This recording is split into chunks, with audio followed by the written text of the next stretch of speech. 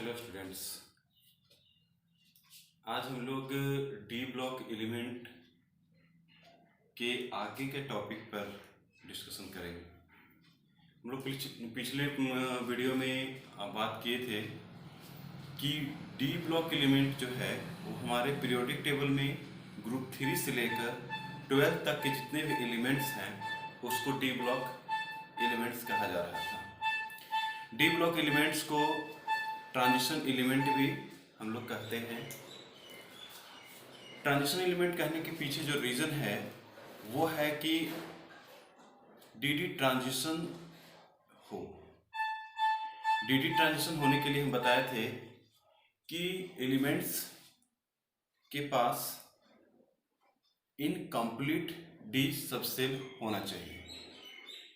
अगर complete D subshell होगा तो डीडी ट्रांजिशन पॉसिबल नहीं होगा, और डीडी ट्रांजिशन अगर पॉसिबल नहीं होगा तो उसको हम लोग ट्रांजिशन एलिमेंट नहीं कहेंगे। इसी कड़ी में मैं बताया थे कि जिंक कैडमियम HgCl ये जो है ग्रुप 12 जो है वो हमारा ट्रांजिशन एलिमेंट नहीं था। डी ब्लॉक एलिमेंट था बट ट्रांजिशन एलिमेंट नहीं था, क्योंकि उसका जब हम लोग इलेक्ट्रॉनिक कॉन्फ़िगरेशन लिखते हैं जिंक का तो लिखते हैं 4s2 3d10, यानी कि 3d यानी कि उसके पास कंप्लीट डी सबसेल है। ठीक है ना। तो प्रॉब्लम हम लोग को एक लगा था क्या कि जब हम लोग कॉपर की बात करना स्टार्ट किए तो देखते क्या है कि कॉपर में भी आपका D10 आता है, 4s1 D10 3d10 है ना। 4s1 3d10 उसका इलेक्ट्रॉनिक कॉन्फ़िगरेशन होता है, तो उसको भी ट्रांजिशन एलिमेंट नहीं होना चाहिए था। तो एक रूल था कि उसमें रूल में कहा, एक रूल है जिसमें कहा गया था कि एलिमेंट्स और उसके अस्टेबल आयंस, एलिमेंट्स और उसके अस्टेबल आयंस का जो हम इलेक्ट्रॉनिक कॉन्फ़िगरेशन लिखें तो वो डी सबसेल उसका अगर इनकम्प्लीट हो, एलिमेंट्स और उसके स्टेबल आयंस का अगर इलेक्ट्रॉनिक कॉन्फ़िगरेशन लिखते हैं और उसका डी ऑर्बिटल कंप्लीटली फिल्ड नहीं रहेगा, है ना, तो वो क्या करेगा, डीडी ट्रांजिशन कर सकता है। ठीक है। तो हम लोग देखे थे क्या कि डीडी ट्रांजिशन कर सकता है, और डीडी ट्रांजिशन करेगा तो वो ट्रांजिशन एलिमेंट होगा। जैसे जिंक का अगर हम बात करते हैं तो जिंक जो है सो स्टेबल आयन का फॉर्मेशन करता है Zn2+ ग्रुप में।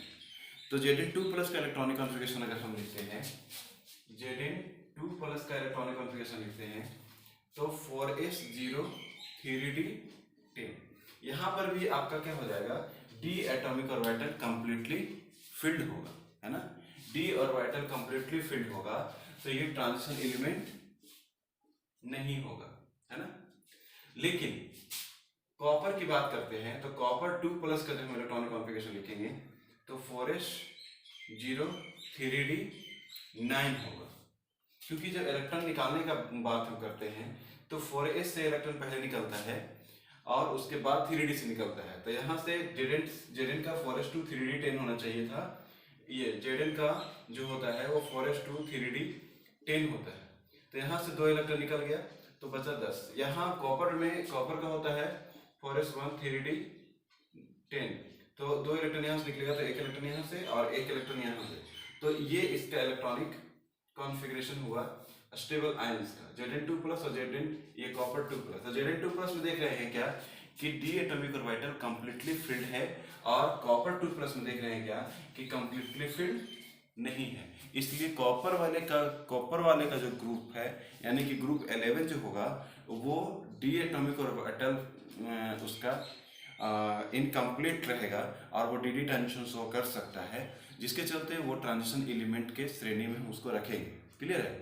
और जिंक कैडमियम HgCl का जो ग्रुप है यानी ग्रुप 12 जो है उसके जितने भी एलिमेंट्स हैं उसको हम लोग डी ब्लॉक एलिमेंट कह सकते हैं, डी ब्लॉक एलिमेंट कहते हैं, लेकिन ट्रांजिशन एलिमेंट उसको नहीं कह सकते क्योंकि उसका कंप्लीट डी एटॉमिक ऑर्बिटल है ना, यानी कि वो डीडी ट्रांजिशन नहीं कर सकता। क्लियर है? चलिए अब हम क्या कर रहे हैं, इसी कड़ी में हम लोग आगे बढ़ते हैं।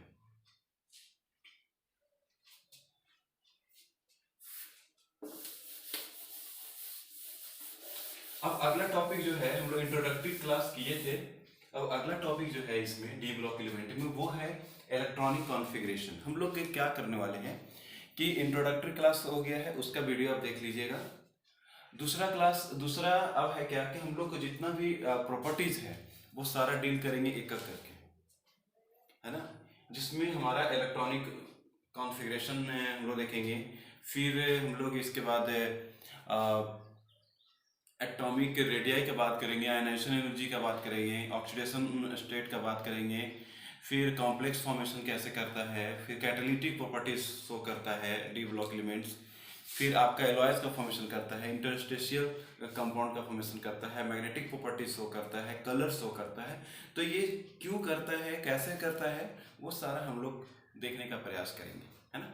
इसी में हमारा पहला जो कड़ी है वो है इलेक्ट्रॉनिक कॉन्फ़िगरेशन का। तो हम लोग इलेक्ट्रॉनिक कॉन्फ़िगरेशन का बात कर रहे हैं। तो क्या किया गया है कि डी ब्लॉक एलिमेंट को सीरीज वाइज बांटा गया, first transition series, second transition series, या 3D series, 4D series, 5D series, है ना। First transition series, second transition series, third transition series, ठीक है। तो फर्स्ट ट्रांजिशन सीरीज को हम लोग बोलते हैं 3D सीरीज भी बोलते हैं, है ना। 3D सीरीज में हमारा कहाँ से कहाँ तक आएगा, जेड मतलब कि एटॉमिक नंबर 21 से लेकर 30 तक, यानी कि स्कैंडियम से लेकर जिंक तक का जितना भी एलिमेंट है उसको हम लोग 3D सीरीज में रखते हैं, है ना। 3D सीरीज में रखेंगे, 3D सीरीज में रखेंगे तो इसका इलेक्ट्रॉनिक कॉन्फ़िगरेशन हम लिखने का प्रयास करते हैं। स्कैंडियम का 21, titanium 22, vanadium 23, chromium 24, manganese 25, ferrous 26, cobalt 27, nickel 28, copper 29, copper 29 और जिंक 30।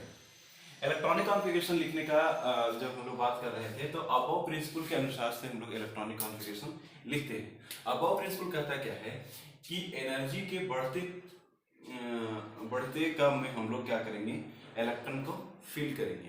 जैसे हम लोग सीढ़ी पर चढ़ते हैं तो पहले लोअर सीढ़ी पर चढ़े, फिर धीरे धीरे करके हम लोग हायर सीढ़ी पर चढ़ते हैं।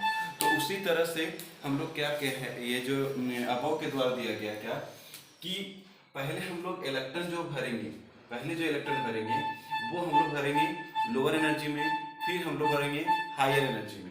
तो इलेक्ट्रॉनिक कॉन्फ़िगरेशन में हम लोग देखे थे पहले 1s रहता है, 2s, 2p, 3s, 3p, 4s, 3d, 4p, इस तरह से एनर्जी का लेवल हमारा बढ़ते जाता है। अब आपके दिमाग में चल रहा होगा कि 4s में पहले इलेक्ट्रॉन भर रहे हैं, इसका एनर्जी और इसका एनर्जी कैसे हुआ, लेकिन हम लोग तो जानते हैं इस तरह से 1 सबसे 2 सबसे, ये 1 2 3 4 ये एनर्जी लेवल है। तो फिर 4s तो मेरा फोर्थ एनर्जी लेवल का है, तो फोर्थ एनर्जी लेवल का है, लेकिन हम लोग 3D वाले में भर रहे हैं पहले इलेक्ट्रॉन। उसके पीछे रीजन क्या है कि जो इलेक्ट्रॉन का फिलिंग का जो प्रोसेस है वो अबव प्रिंसिपल के थ्रू जो बोला गया कि ये n+l रूल के बेसिस पे हम लोग इलेक्ट्रॉन भरते हैं। n+l रूल कहता क्या है कि प्रिंसिपल क्वांटम नंबर और एजिमुथल क्वांटम नंबर दोनों का जो सम होगा, जैसे जैसे उसका सम का वैल्यू बढ़ते जाएगा वैसे वैसे एनर्जी का वैल्यू भी बढ़ेगा और वही एनर्जी लेवल हमारा डिसाइड करेगा। तो हमारा देखिए इसका देखिएगा तो एक चीज और कि n जो है n ये बताता है 1 2 3 4 5 जो है वो n बताएगा, एनर्जी नंबर ऑफ सेल का रिप्रेजेंटेशन करता है ना।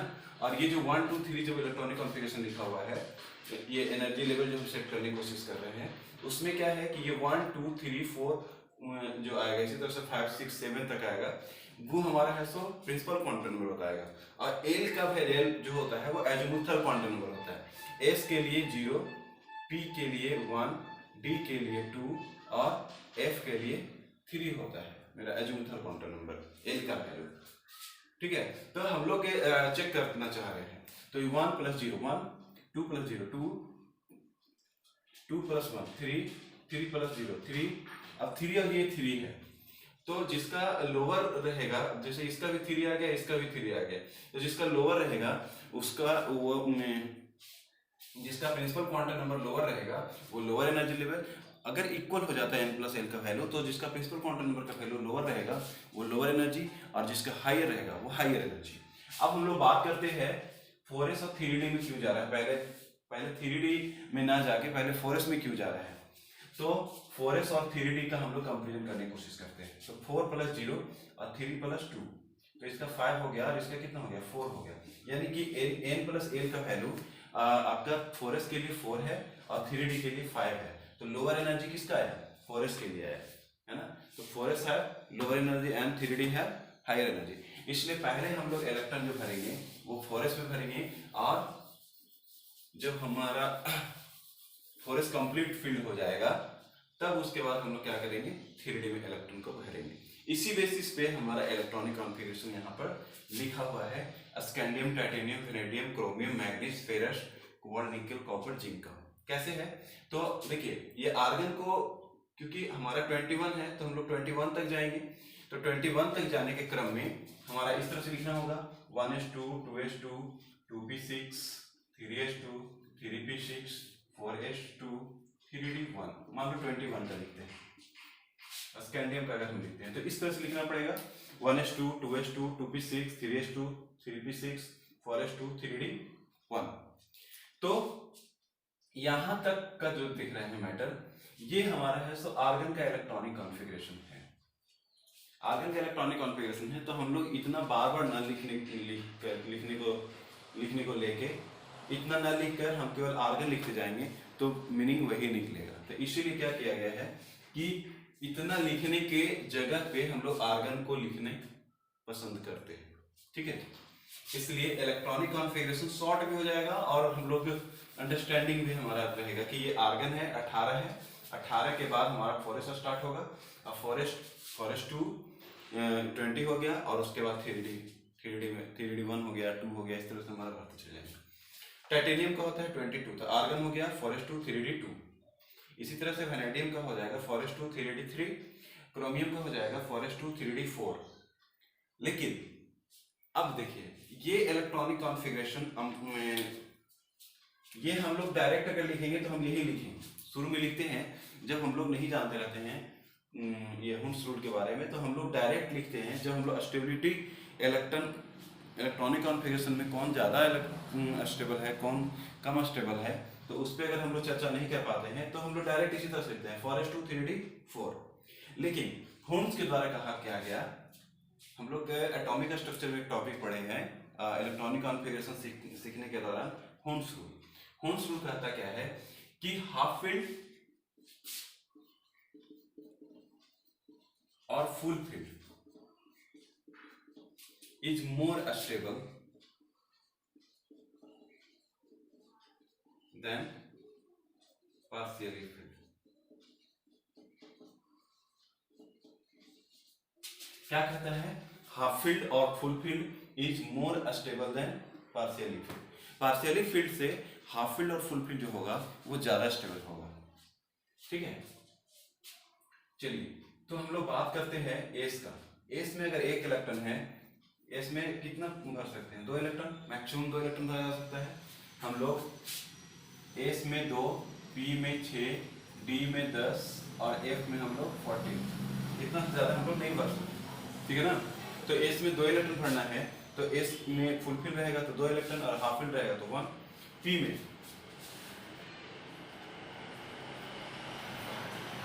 पी में फुलफिल रहेगा तो पी में मैक्सिमम 6, हाफ फिल रहेगा 3, फुलफिल रहेगा 6। इसी तरह से डी में 10 है तो इसका 5 होगा हाफ फुलफिल कितना हो जाएगा 10। देखिए अब देखिए एस के केस में क्या है कि 1 है तो हाफ फील्ड फुल है, ये 2 है तो फुल फील्ड। हमारा पी में देखिए 6 है, 6 में 3 है तो हाफ फील्ड, 3 है तो हाफ फील्ड और 6 है तो फुल फील्ड, ठीक है। डी में 10 है तो ये 5 हो गया हाफ फील्ड और 10 है तो फुल फील्ड। अब देखिए ये एस के केस में तो आपको क्लियर है कि इसमें 2 ही ऑप्शन है, या तो हाफ या तो फुल। लेकिन पी में अगर हमारा एक आएगा, एक है पी में इलेक्ट्रॉन का संख्या अगर 1 हो, 2 हो या फिर 4 हो, 5 हो, तो उसको क्या बोलेंगे? हाफ फील्ड और फुल फील्ड तो समझ में आता है, लेकिन बाकी को क्या बोलेंगे? तो हाफ फील्ड और फुल फील्ड को छोड़कर जितना भी इलेक्ट्रॉन रहता है, जितना भी फीलिंग ऑफ इलेक्ट्रॉन होगा, उसको हम लोग पार्शियली फील्ड बोलेंगे, है ना? उसको हम पार्शियली फील्ड बोलेंगे। इसी तरह से डी में 5 और 10 को छोड़कर बाकी जितना भी इलेक्ट्रॉन का फीलिंग होगा वो हमारा पार्शियली फील्ड होगा। जैसे D1, D2, D3, D4 या D6, D7, D8, D9, ये सब क्या है? पार्शियली फील्ड है। तो कहा क्या गया हुंस के द्वारा कि हाफ फील्ड और फुल फील्ड जो होता है वो पार्शियली फील्ड से ज्यादा स्टेबल होता है ना? हाफ फील्ड और फुल फील्ड पार्शियली फील्ड से ज्यादा स्टेबल होगा। तो अगर हमारा चांस है कि अगर इलेक्ट्रॉनिक कॉन्फ़िगरेशन लिखने के दौरान अगर मेरा है सो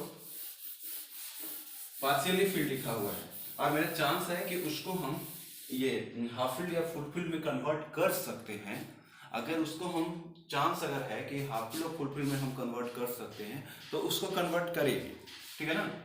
तो क्यों कन्वर्ट करेंगे? क्योंकि हमको स्टेबिलिटी ग्रेटर करना है। तो यहाँ पर देखिए कि यहाँ पे 4s2 है और 3d4 है, 4s2 है और 3d4 है। अब यहाँ पे अगर हम इसको एनर्जी प्रोवाइड कर दें, अगर हम इसको एक्सटर्नल एनर्जी प्रोवाइड कर दें तो इसका जो एनर्जी लेवल है लोअर एनर्जी से ये क्या हो जाएगा? इसका इलेक्ट्रॉन हायर एनर्जी लेवल में चला जाएगा, इसके लोअर एनर्जी लेवल से इलेक्ट्रॉन हायर एनर्जी लेवल में चला जाएगा। तो यहाँ पे क्या हो जाएगा? 4s1 एक ही इलेक्ट्रॉन को भेज रहे हैं, 4s1 इतना ही एनर्जी हम प्रोवाइड कर रहे हैं जितना में एक इलेक्ट्रॉन उठकर हमारा डी सबसेल में चला जाए, ठीक है? तो यहाँ से एक इलेक्ट्रॉन उठकर क्या हो गया? डी सबसेल में चला गया, तो यह क्या हो गया? 4s1 और 3d5। 4s1 अब बता रहे हैं कि एस में क्या होता है? 2 इलेक्ट्रॉन भर सकते थे, ये 1 ये 2, ये फुल फील्ड हो गया, ये हाफ फील्ड हो गया, है ना? 2 है तो कंप्लीटली, ये देखिए एस में एक बॉक्स होता है, एक बॉक्स है होता है, तो एक इलेक्ट्रॉन अगर भरते हैं तो हाफ फील्ड, अगर 2 इलेक्ट्रॉन भर देते हैं तो फुल फील्ड।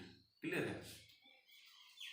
अब डी की बात करो, तो डी की बात करते हैं तो 5 और 10, अगर 5 हमारा है 5 हमारा है इलेक्ट्रॉनिक कॉन्फ़िगरेशन में लिख रहे हैं D5, तो आपका क्या हो जाएगा? हाफ फील्ड, और D10 लिख रहे हैं तो ये फुल फील्ड होगा। क्लियर है? तो इसलिए हाफ फील्ड और फुल फील्ड जो होगा वो ज्यादा स्टेबल होगा in comparison to partially filled. तो D4 क्या था? पार्शियली फील्ड था, तो इसको हम क्या कर दिए? हाफ फील्ड बना दिए। ये फुल फील्ड था, इसको भी हम हाफ फील्ड बना दिए, तो हाफ फील्ड और फुल फील्ड, हाफ फील्ड दोनों आ गया। तो ये जो है हाफ फील्ड दोनों, ये एक फुल फील्ड था तो पार्शियली फील्ड था, इससे ज्यादा इसका स्टेबिलिटी है। इसलिए हमको हम जो इलेक्ट्रॉनिक कॉन्फ़िगरेशन लिखते हैं तो क्रोमियम का ये नहीं लिखकर हम ये लिखते हैं, ठीक है? क्यों लिखते हैं? कि लिखते हैं क्या चीज? हाफ फील्ड और full field is more stable than partial। ये आप लिखें, क्या रीजन होगा? आखिर ये इलेक्ट्रॉनिक कॉन्फ़िगरेशन का क्या रीजन होगा? तो हाफ फील्ड और full field is more stable then partial field. तो ये हमारा जो क्रोमियम है वो क्या है? एक्सेप्शनल है। चलिए अब आगे बढ़ते हैं। मैग्नीज का फिर वही सिंपल यूज करेंगे, 4s2 3d5, इस ये भी फुल फील्ड, ये हाफ फील्ड, तो ये ज्यादा स्टेबल है। आप देखिए आयरन का देखिए 4s2 3d6, आपके दिमाग में चल रहा होगा कि सर इसको भी क्यों नहीं आप कर दे रहे हैं? तो देखिए जैसे जैसे हम लोग डाउन जाएंगे तैसे तैसे वेरिएशन बहुत ज़्यादा आएगा इलेक्ट्रॉनिक कॉन्फ़िगरेशन में। जैसे जैसे हम लोग डाउन जाएंगे तैसे तैसे वेरिएशन बहुत ज़्यादा आएगा, तो इलेक्ट्रॉनिक कॉन्फ़िगरेशन एबनॉर्मल होते चला जाएगा, उसमें आपको एक्सेप्शनल देखने का ज़्यादा चांस मिलेगा। लेकिन 3D के केस में केवल 2 ही एक्सेप्शन है, एक हमारा क्रोमियम और एक कॉपर, ठीक है ना? और इसका एक्सप्लेनेशन है किससे? हाफ फील्ड और फुल फील्ड से। हाफ फील्ड और full field is more stable then partial field. तो चलिए मैग्नीज का देख लिए, आयरन का देख लिए 4s2 3d6 होगा, क्रोमियम कोबाल्ट का देखिए 4s2 3d7 होगा, और निकेल का देखिएगा 4s2 3d8 होगा। अब अगेन कॉपर की बात कर रहे हैं, तो कॉपर की बात कर रहे हैं तो इसका 29 होता है, तो 4s2 3d9 हो गया। अब देखिए ये भी क्या है? 3d9 है, तो ये भी क्या है? पार्शियली फील्ड है। एंड जी ये 3D9 है, तो बताया थे कि पार्शियली फिल्ड क्या होगा, हाफ फील्ड और फुल फील्ड को छोड़कर जो भी होगा वो पार्शियली फिल्ड होगा। तो यहाँ पर क्या हो गया, 3D9 भी क्या है, पार्शियली फिल्ड है। अब क्या चांस है कि ये हाफ फील्ड और फुल फील्ड में कन्वर्ट हो जाए? क्यों? क्योंकि अगर हाफ फील्ड या फुल फील्ड में कन्वर्ट हो जाता है तो वो ज्यादा स्टेबल होगा in comparison to partially filled. तो देखो फॉरेस्ट 2 ये फुल फील्ड और ये क्या है, हाफ फील्ड। फॉरेस्ट 2 यानी कि S atomic orbital completely field है और D atomic orbital partially field है। तो यहाँ से अगर एक इलेक्ट्रॉन को हम है सो इसमें डाल दें, एक इलेक्ट्रॉन यहाँ से उठ के यहाँ पर अगर आ जाता है, अगर हम इसको बाहर से कुछ एक्सटर्नल एनर्जी दे दें और इसके एनर्जी लेवल को एक्साइट करें, इसके इलेक्ट्रॉन को एक्साइट करने का कोशिश करें, तो क्या होगा, एक इलेक्ट्रॉन 4s से उठकर 3d में चला जाएगा। तो क्या हो जाएगा, ये 4s1 3d10। अब देखिए ये भी हाफ फील्ड और ये भी, ये फुल फील्ड और ये हाफ फील्ड। तो फुल फील्ड और हाफ फील्ड जो होता है वो पार्शियली फील्ड से ज्यादा स्टेबल होता है। क्लियर है ना? तो इसलिए ये भी हमारा जो कॉपर भी है, कॉपर भी मेरा क्या है, एक्सेप्शनल है। यानी कि दो एक्सेप्शनल यहाँ पे आएगा, कौन कौन सा, क्रोमियम और कॉपर। क्लियर? चलो जी आगे देखते हैं, जिंक का बात करो। तो जिंक का बात करते हैं, तो जिंक का कितना होता है, 30। जिंक का 30 होगा तो फॉरेस्ट 2 3d10 होगा। ठीक है, तो ये इस तरह से हम लोग इलेक्ट्रॉनिक कॉन्फ़िगरेशन लिखे हैं 3d सीरीज का, फर्स्ट ट्रांजिशन सीरीज का, ये स्कैंडियम से लेकर जिंक तक का। इसको याद रखने का एक तरीका भी है स्कैंडियम से जिंक तक का, कि आप केवल जो यहाँ पर इसका जो सैंपल है उसको एक बार स्पेल करने का कोशिश करिए। जैसे शक्तिकाल, ये पूरा जितना भी सैंपल है ना पूरा एक साथ लिखिए। अब इसको याद कर ले, इसको एक बार स्पेल करिए, शक्तिवकारम फिक्कोनिका जन, शक्तिवकारम फिक्कोनिका जन, शक्तिवकारम फिक्कोनिका जन। इलेक्ट्रॉन और एटॉमिक नंबर हम लोग 30 इसका याद रख जानते हैं कि जिंक का हमको किसी एक का अगर एटॉमिक नंबर आपको क्लियर है तो बाकी सबका इलेक्ट्रॉनिक ये एटॉमिक नंबर आप लिख सकते हो। ठीक है, तो scandium, titanium, vanadium, chromium, manganese, ferrous, cobalt, निकल, कॉपर, जिंक का हम लोग जानते हैं कि 30 होता है। तो 30 है तो ये 29, ये 28, 27, 26, 25, 24, 23, 22, 21। तो इस तरह से 3D सीरीज का इलेक्ट्रॉनिक कॉन्फ़िगरेशन है। आप इसको एक बार लिखने का कोशिश करिए खुद से। और यहाँ पे दो एक्सेप्शन है, कॉपर और cobalt. Forest 1 3d5, forest 1 3d5। इसका रीजन क्या है कि हाफ फील्ड और फुल फील्ड जो होता है वो ज्यादा स्टेबल होता है in comparison to partially filled. हम लोग आगे देखते हैं 4D सीरीज के बारे में। ठीक है, तब तक इसको नोट करिए।